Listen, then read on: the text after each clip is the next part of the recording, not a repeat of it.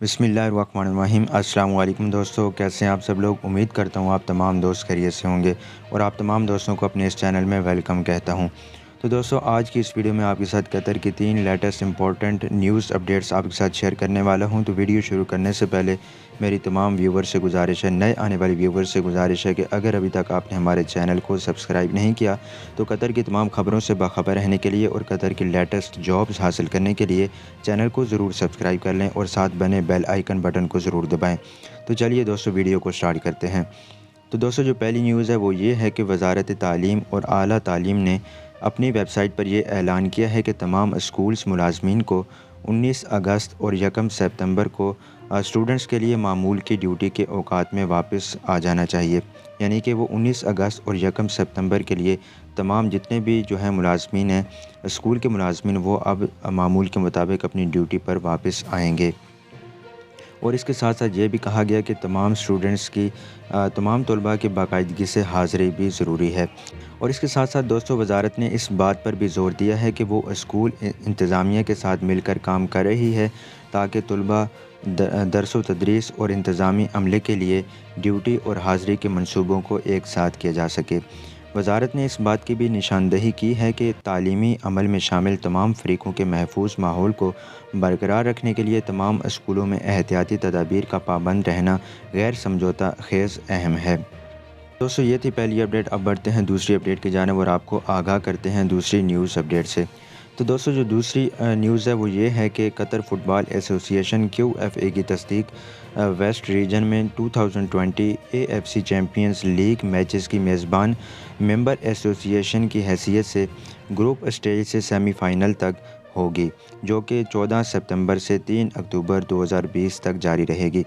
دوستو، AFC نے اس سے قبل AFC چیمپئنز لیگ اور AFC کپ دونوں میچز کے لیے گروپ اسٹیج میں تمام میچز کے ساتھ سنٹرلائزڈ پنڈال میں 2020 کے AFC کلب مقابلوں کو اور اس کے ساتھ ساتھ واحد میچ تعلقات پر مشتمل ناک آؤٹ مرحلے پر اپنے عزم کا اعادہ کیا تھا۔ Centralised AFC Champions League west region matches کی میزبانی کے لیے آخری تاریخ 13 جولائی 2020 کو تھی۔ تو دوستو، ممبر ایسوسی ایشنز کے پاس 24 جولائی 2020 تک SF زون چیمپئنز لیگ کے میچز کی میزبانی کے لیے اپنی دلچسپی ایسٹ زون اور 17 جولائی 2020 کو AFC کپ کے میچز کے انعقاد کے لیے جمع کروانا ہے۔ تو دوستو، یہ تھی دوسری اپڈیٹ۔ اب بڑھتے ہیں تیسری اپڈیٹ کی جانب۔ تو دوستو، جو تیسری اپڈیٹ ہے وہ ہے آج کی کرونا وائرس کی تازہ ترین نیوز اپڈیٹس۔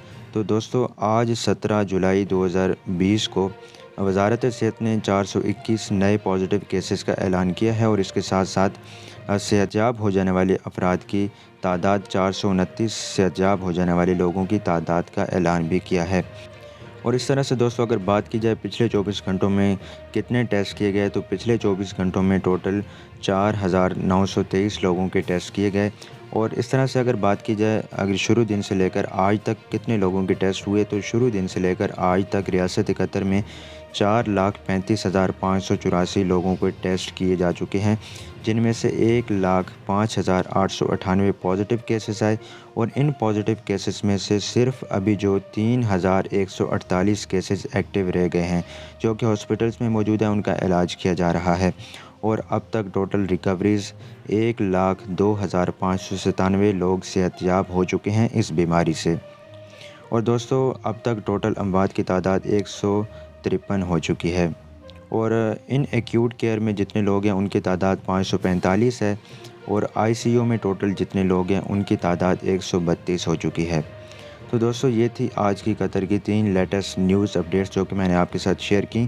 تو امید کرتا ہوں کہ دوستو آج کی یہ ویڈیو آپ کے لیے ضرور مفید ثابت ہوئی ہوگی۔ تو آپ نے اس ویڈیو کو لائک شیئر ضرور کرنا ہے اور ہمارے چینل کو بھی سبسکرائب کر لیں قطر کی تمام خبروں سے باخبر رہنے کے لیے۔